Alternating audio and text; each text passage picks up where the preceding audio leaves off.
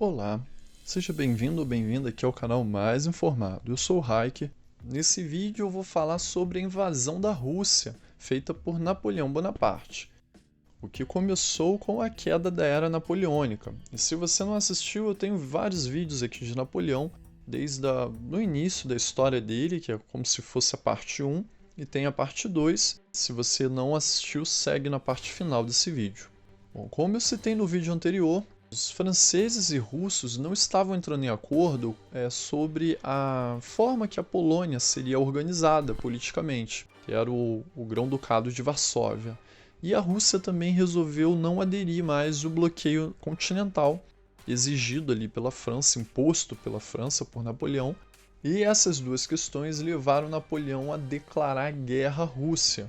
E para isso, Napoleão mobilizou seu exército imperial com cerca de 650 mil homens, incluindo 270 mil franceses e os demais aliados da França, como alemães, poloneses e italianos. Os exércitos napoleônicos cruzaram o rio Neman em 24 de junho de 1812. Napoleão afirmou que o motivo central da guerra era pela Polônia. Assim, os poloneses, em apoio, forneceram 100 mil homens a Bonaparte. Apesar das expectativas polonesas, Napoleão não fez concessão nenhuma para a Polônia, pois ele queria usar aquele território para futuras negociações com a Rússia. O grande exército imperial francês, conhecido como Grande Armée, foi avançando pela Rússia, enfrentando pouca resistência a princípio e travando batalhas de pequena intensidade. O primeiro grande confronto foi na Batalha de Smolensk, que ocorreu entre 16 e 18 de agosto, resultando em uma contestada vitória francesa. Durante esse período, o marechal Nicolas Oudinot foi detido na Batalha de Polotsk por uma tropa russa comandada pelo general Peter Wittgenstein. Isso impediu que os franceses chegassem a São Petersburgo, e a principal coluna do exército francês, liderada por Napoleão, marchava até Moscou. Os russos então implementaram a tática da terra arrasada, importunando a Grande Armée com a sua cavalaria leve, que consistia basicamente em avançar para o interior do país, ao passo que se destruía tudo quanto a alimentos, acomodações nas regiões abandonadas, de modo que se inutilizavam tais recursos para as tropas invasoras.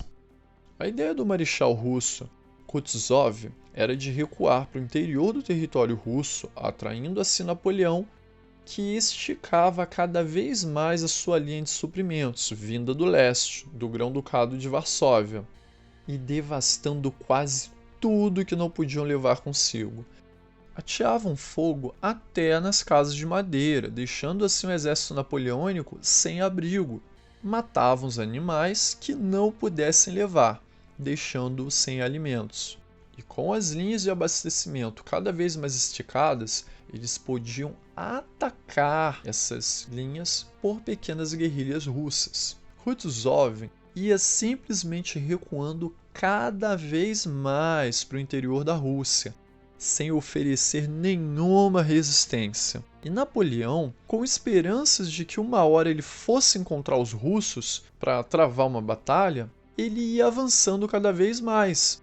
Napoleão achava que os russos iam pelo menos defender Moscou, por ter sido capital da Rússia, pois nesse tempo a capital estava em São Petersburgo, e Moscou possuía, portanto, um grande valor político e histórico. Porém, Napoleão foi muito prudente, pois ele não percebeu a ideia de Kutuzov, que era sacrificar tudo, inclusive Moscou, para que Napoleão entrasse cada vez mais no território da Rússia e se afastasse do ponto de partida, até que chegasse o tão tenebroso inverno russo.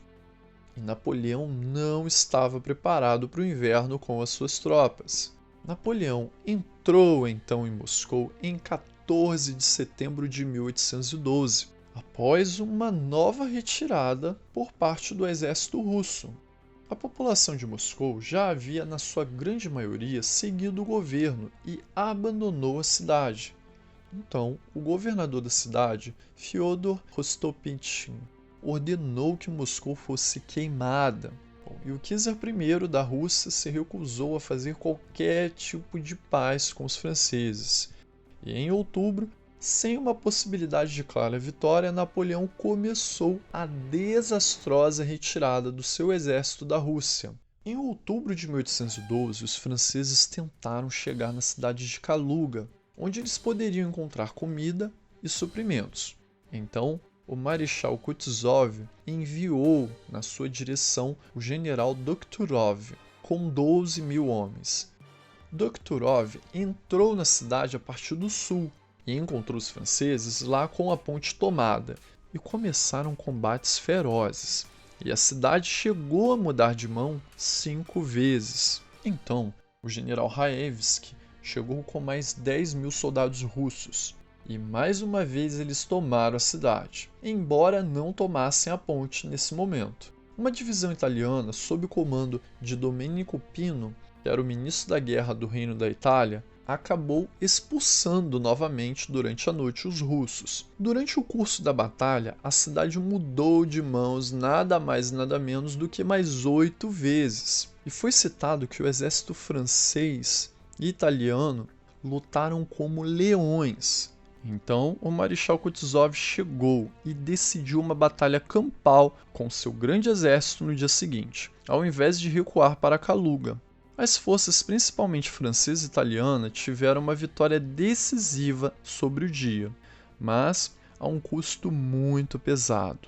O exército russo tomou um espaçamento e teve uma vitória estratégica com sucesso, pois eles pretendiam evitar uma batalha com o resultado de grandes baixas. O exército francês perdeu nessa batalha toda 6.000 homens, enquanto os russos tiveram 7.000 baixas. Devido a essa derrota, Napoleão foi forçado a se retirar pela mesma rota que o levou a Moscou, retornando pelas áreas destruídas nas estradas próximas a Smolensk. E nas semanas seguintes, a grande armée de Napoleão foi pega no meio do caminho pelo inverno russo, sofrendo com, além do frio, a falta de suprimentos e as constantes ações de guerrilhas das milícias russas.